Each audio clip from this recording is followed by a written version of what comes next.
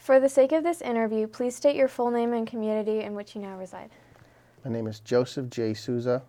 I live in Dennis, Massachusetts. Okay. This is an oral history interview conducted for the Witness to War Serving a Nation project at Nauset Regional High School on Cape Cod, Massachusetts. So, why did you want to join the armed forces? I wanted to join the armed forces because I grew up in Maine, in a really small town, and I really wanted to get out and see more of the world than just a small rural area. So when I was 17, I actually enlisted in the Navy when I was a junior in high school. So I was on for 1 year in active duty, and then I went right after high school. I went out to Great Lakes, is where I went to boot camp. What did you expect before you joined? I really didn't expect much other than just to get the experience more than anything else. What did your parents think about you enlisting? My mom wasn't too keen on the idea. My father was kind of indifferent about it, but once I signed up, I was pretty much signed up, so they really had no objection to it. They thought it was a good thing. Did any other members of your family serve in the armed forces? I had an uncle who served in the Army during Vietnam. Were they an inspiration to you? No, he was in the Army, and I knew him a little bit. I didn't really know him all that well. He's a really good guy, but he's the only person I know of in my family that went into the Army. So why did you choose the Navy? Because I wanted to see the world. I had other friends of mine that had brothers in the Air Force, and I had a couple other friends of mine that were in the Army. And once they got stationed somewhere, they were there for 4 years, and they didn't get to see anything other than wherever they were stationed. So in the Air Force, most of the time, people get stationed in Texas for their first 4 years. And it's after you do 4 years that you get to see other places. And in the Army, it's usually Germany or somewhere stateside. So what war did you serve in? I was in during the Persian Gulf War, the first one, Desert Storm. And where were you stationed? I was stationed on a guided missile destroyer. I was on the USS Dahlgren. DDG-43 was the hull number. What is a destroyer? It's a ship designed to escort carriers. Pretty much the role they have. They're not really. I guess nowadays things have changed through the years. The ship I was on has long been decommissioned, so it's kind of outdated. Even when I was in, it was a little outdated. So, but yeah, for the most part, it's basically designed to escort carriers around and escort other ships. Basically, it's a combatant ship. What was your job on the destroyer? I was an operations specialist. If you ever watch a movie and they show Combat Information Center, it's called. That's where I worked. That's where all the radars are. All the intel comes into the ship through that area. All the any operations we have taking place, everything happens right through there. So it's kind of the eyes and the ears of the ship. Before you served, did you ever go to college? No, I did not. Okay. What training were you required to complete? I had to go through a school, which is designed for that particular job, and that was a 8-month school. Was it hard? Prior to that, that was in Dam Neck, Virginia.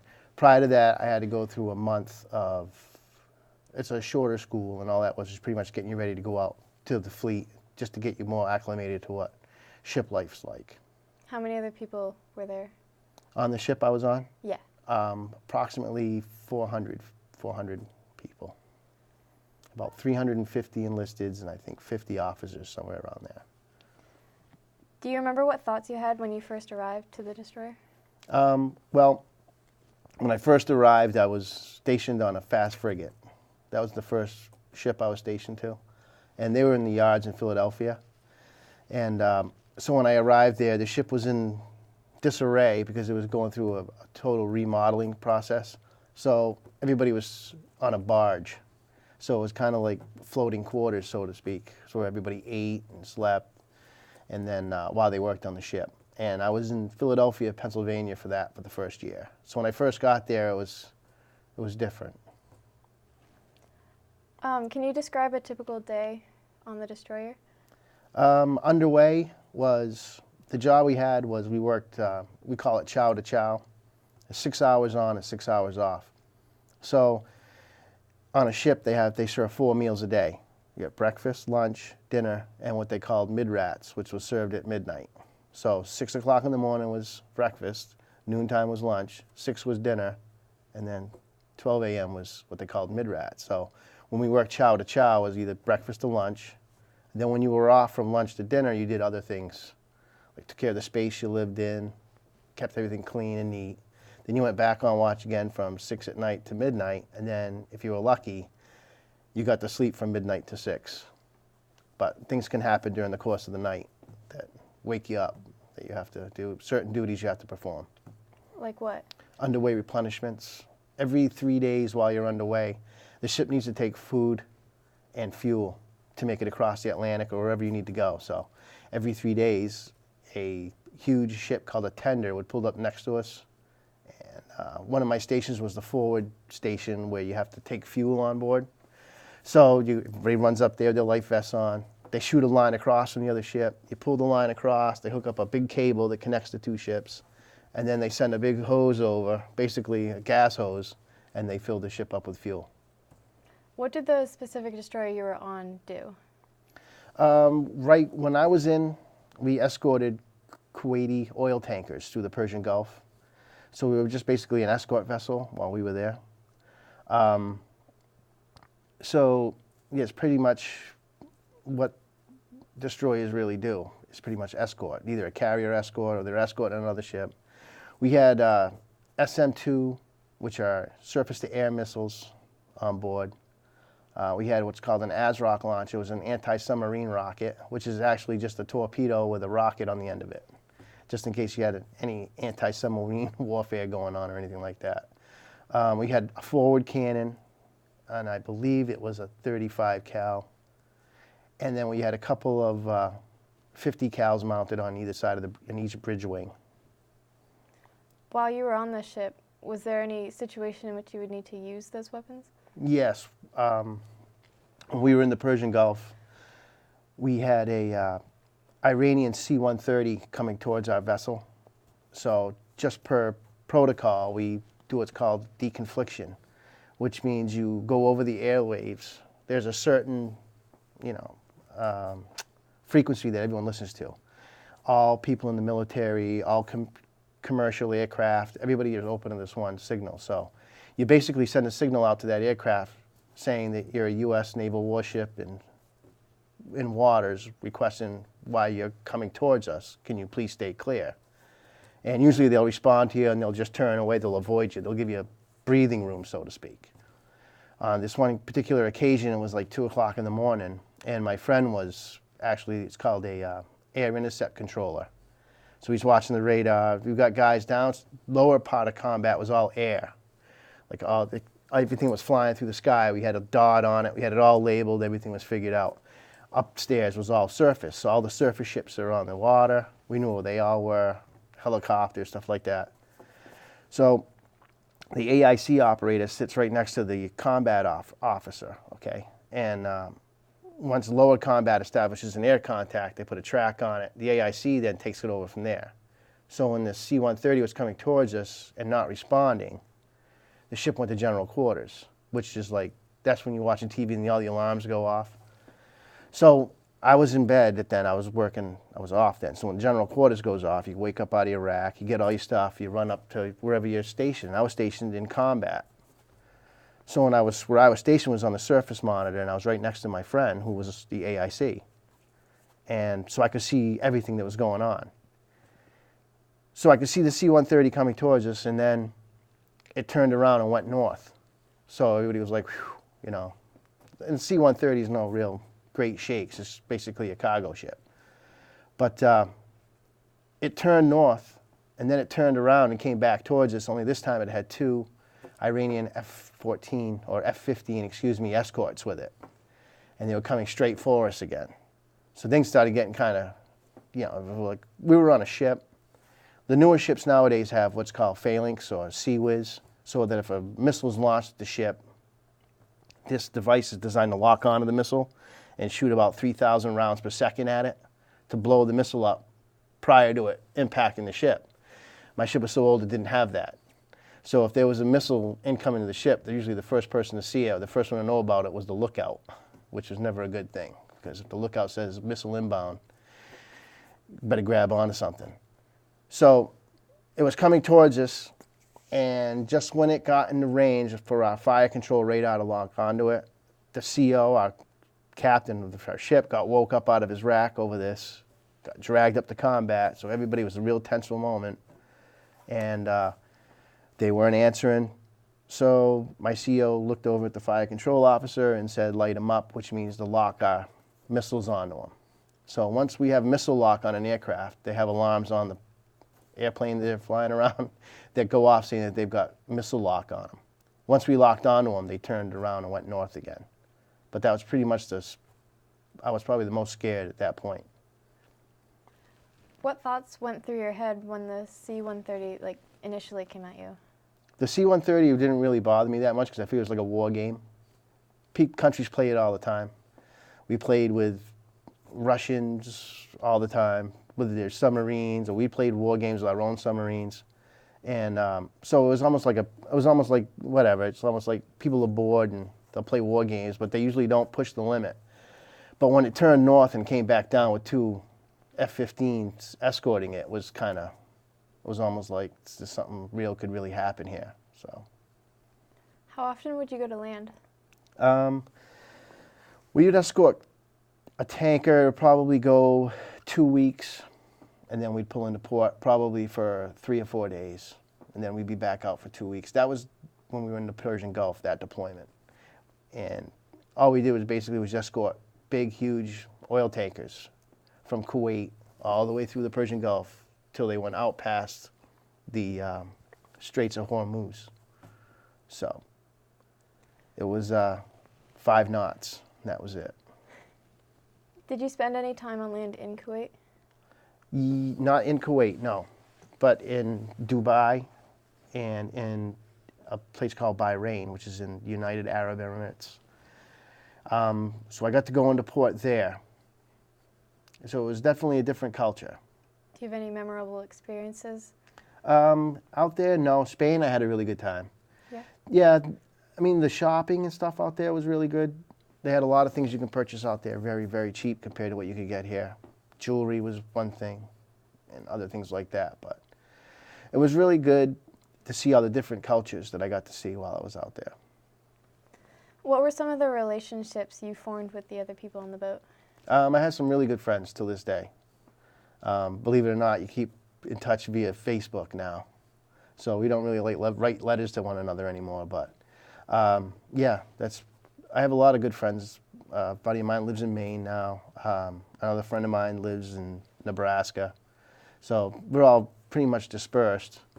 And I haven't seen any of them it's been a long time. So, but we do keep in touch.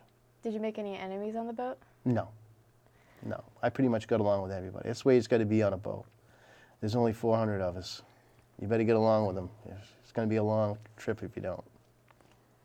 Do you remember any of your instructors or mentors from your time? I remember everybody. I remember all my boot camp instructors. It's really hard to it's pretty hard to forget those guys. All the people that I went through classes with. I mean, some of the other classes I took, I don't remember them people that much, but you never forget your company commander. Yeah, they stick out like a sore thumb. And then most anybody that on the ship I was on that was above me, I remember. Like we had a master chief. I had a few master chiefs actually, which is a pretty high rank in the enlisted rank. So, and I know all my lieutenants. Can you explain in more detail your specific job that you did? Yeah. In port, we pretty much took care of a large amount of the space of the ship. Like the whole O1 level, which is the next level up from the main deck. So in port, you did a lot of upkeep with that, a lot of painting, cleaning, general upkeep. Underway is where we really did most of the stuff we were designed to do. And that was to detect, track, and label all contacts around the ship during We have a bunch of different exercises like anti-submarine warfare, where they have a thing called a dead reckoning tracer, which is an active log. So what it is, it's a piece of trace paper with a light underneath it. And what you do is you mark lat and long where the ship is, okay, on the piece of paper. And this underneath it they called it a bug. And it moves with the ship's course and speed. So when you mark the lat and long on it, it then becomes a log of where the ship is. So that at any given time, they could pull that piece of log paper up. During the whole deployment, this is done. And you can see at any given time, during the whole time you were underway, what ship was near you. Everything is on that DRT. All surface contacts are on that. So if we were going through the Atlantic Ocean, and you might have had 100 contacts. No matter what contact we had was labeled on that. So we have our own course and speed, and it's traced with a line, so you mark it every 3 minutes. You can put a mark there, that's your ship with a circle around it. And the bug's moving the whole time, okay? Then you label off, you've got distances and ranges to all the other contacts around the ship at that time. 3 minutes later, you do the exact same thing again. You draw a line between where your ship went and then all the other contacts, and then you put a line between everyone so you can see their course and speeds and your course and speed. So if anything was to ever happen, they can pull back that log and they can literally see step by step where everybody was when something went down or didn't go down. Did you ever see combat? No, I never saw combat. If you had any free time, how did you entertain yourself? Well, most of the time we just went out and sightsaw, go sightseeing. That was pretty much when you're underway for 40 or 50 days straight and you hit land, it's kind of like, whew, you just want to run around and go crazy. You want to go see whatever you can see and do as much as possible. That's pretty much it. And every port we went to was always everybody was very, very nice. Never went to a port where anybody was unfriendly. Do you have any memorable stories or moments that happened? Well, yeah, I have a few. Most of them are pretty funny, but. Can you describe some? Well, there's the different walks of people you meet in the service, especially as an enlisted, I guess you could say it. But I don't know. There's a lot of different things. The things people do are kind of crazy. Like some guys were young and crazy, and they do like the stupidest things. One guy went out, and now we're on a small ship, so it's only 350 enlisted, so everybody knows everybody. So one guy, his name was Jack, and he just thought his name was Jack because of Jack Daniels, and he went out and he drank too much out in Spain. And then he goes out and he gets a tattoo of a dragon that encompasses his whole body. And the tail came up, it touches his right nipple, and he gets that pierced. And then it got infected. So the rest of the deployment, he had a pretty rough time because everybody knew about it. And they'd give him a jab in the chest every time they walked by. So yeah, with stuff like that, there's a lot of camaraderie, stuff like that I'll never forget. That some of the stuff that those guys were pretty crazy. Are you glad you served? Yes, I am. What is the happiest thing that happened to you during? I don't know. I guess the happiest thing I would say is all the different places I got to see. That's what I enjoyed the most. Did you miss home a lot? At first, like the first 6 months, but after that, no.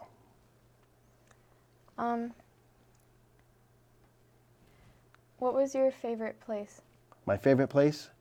The Caribbean was nice, but I think Spain was my favorite port that we pulled into. I enjoyed Spain the most. Spain was great. Are you glad you served? Yes, I am. If you had one thing to say to all the other veterans in the world, what would it be? Thank you for your service. How did your service affect your life? Well, it took me to a lot of places I never would have been to before. Like I said, I grew up in a small town in Maine. Most of all my friends that live in that small town are still in that small town. They never really ventured out, so I'm really glad I joined because I'd never been on an airplane before in my life till I joined the Navy. So I flew to Chicago, and I got to O'Hare Airport, and they had moving sidewalks, and I had never seen anything like that before. So the whole experience, I'd recommend it to anybody because I got to see so much for so little of, you know, I got to see so much of the world that was pretty much all I had to do was sign up for 4 years and do my duty, and it was really it was a good trip. Had you always wanted to serve? No, probably when I was a sophomore in high school, me and my friend went in the Air Force. His brother was in the Air Force. And we both signed up at the same time. He went in the Air Force and I went in the Navy. We could have went and joined something together, but we decided against it because we were both stubborn.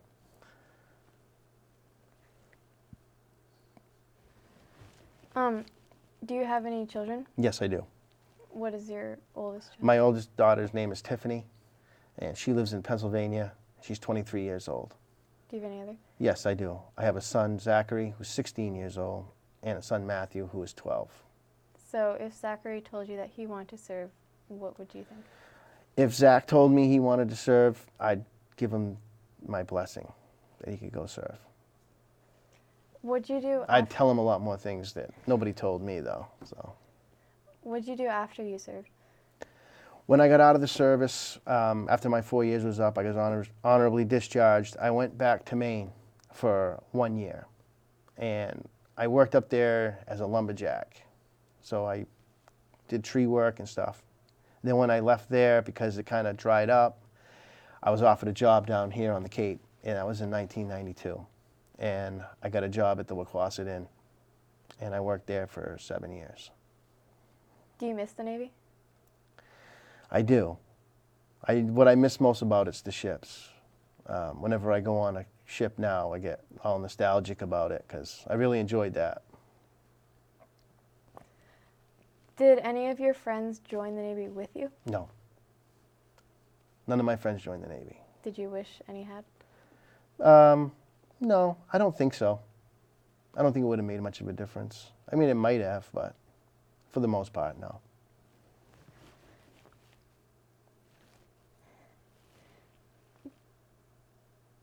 Did you miss college or high school? No. I don't know. It's an experience I never experienced. So how do you know what you miss if you never go through it? You know what I mean? I never went to college, so I didn't know what I was missing. So I guess I never missed it. So do you not regret not going?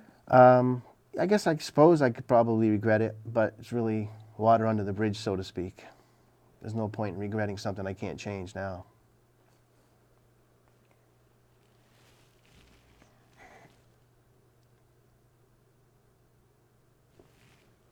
Do you have any favorite memories from?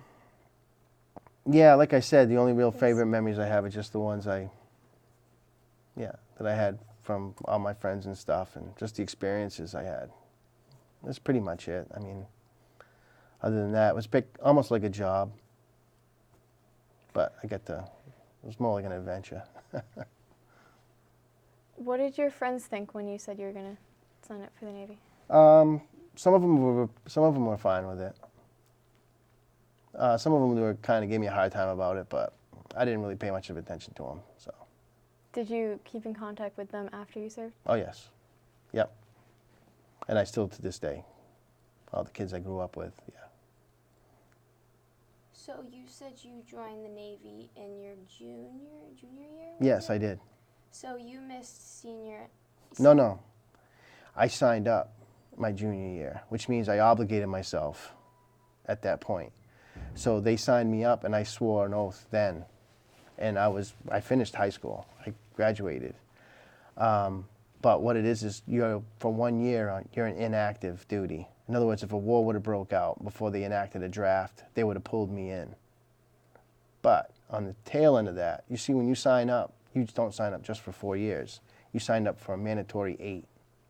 You can pick and choose how you want to split that up. You can do 4 years active and do the other 4 years inactive, which is what I chose to do. The first year inactive was already served, and I served that my junior year in high school. My senior year in high school was my first year of inactive duty.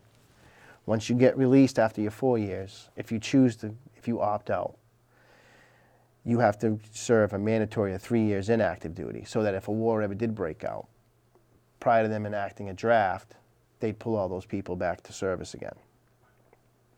That's all that meant. Was it typical of people your age to do something like that? No, there wasn't many of us that went in when I was in. When I went in, I was the only one who went in for the Navy. My friend was the only person who went in for the Air Force, and I think 3 other guys went into the Marines, if memory serves me right. I didn't really know those other 3 fellas though. So how long exactly did you serve? Well, it was a total of 8 years, but I served actively 4 years, from 1987 to 1991. The first, like I said, the first 9 months of it was all boot camp and then schools. And then after that, I was on a ship. Could you have served longer if you wanted? Yes, I could have, Why did you not? because Tiffany was born.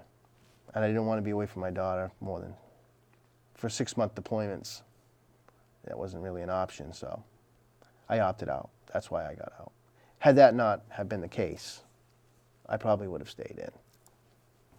But if I had stayed in, I probably wouldn't make the friends I have now. So it's a whole funny how life works things. I'm happy the way things turned out. So was she born when you were like off, or were I you was- already back when? No, she was born she was born in the States. When I was in the States when she was born. Okay. Yes. Do you have, I know we talked about like the funniest memories you had and the happiest. Mhm. Do you have any like memories that you wish you had never experienced, or any like darkest memories? No, actually, I was pretty lucky. I never really went through any real dark times or had anything really major happen to me or any of my shipmates when I was on board. Shortly after I left the ship I was on, they had a fire in the fire room, and two men died. One died from smoke inhalation, and the other guy died trying to save him. And that was in a fire room. That's where the boilers are it was a steam-driven ship, so that would have been a rough one to take. Because when you're on a ship, everybody's a fireman. So when a fire breaks out, just, we go through firefighting schools and all that stuff. So when something like that happens, it really hits home because, like I said, everybody knows everybody. It's almost like one big family. So that would have been a pretty dark thing to endure, I'm sure. So did the 2 men who passed in the fire, did you serve with them? Or Yes, I did. you I knew leave? both of them. Were you I- close to them? No, but I knew them. We were all close. So if I saw one of them out in the street, we're all brothers. So that's pretty much the way it is. But yeah, it was a tragedy. Do Yeah, they were you both firemen. do you often see people you served with? Not that often. I haven't seen anybody I served with in quite a few years now. Like I said, we keep in touch, but everybody's got their own lives in different parts of the country, so it's kind of hard to get together. But we do joke and stuff a lot online, which is kind of nice about the internet.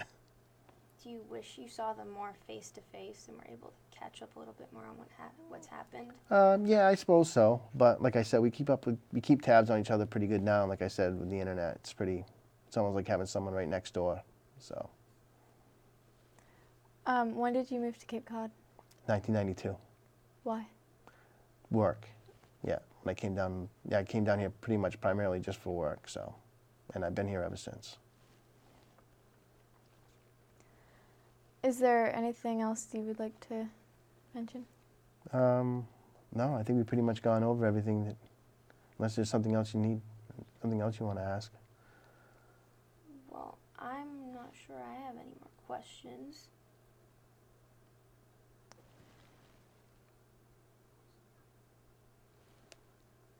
So I just wanted to say thank you for coming in. You're more than welcome. Thank you for having me. It's great to learn about what's happened to you. And Sorry it couldn't be more exciting. Other than I never really saw any combat or anything, so it's kind of. I don't know too many guys on Navy ships that saw too much combat anyway, to be honest with you. Other than the guys throwing missiles into Baghdad, it's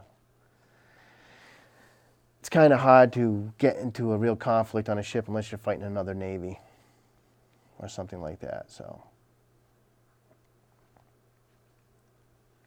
Okay. All right. Thank you, girls. Hope you have a Thank great you. day. Thank you.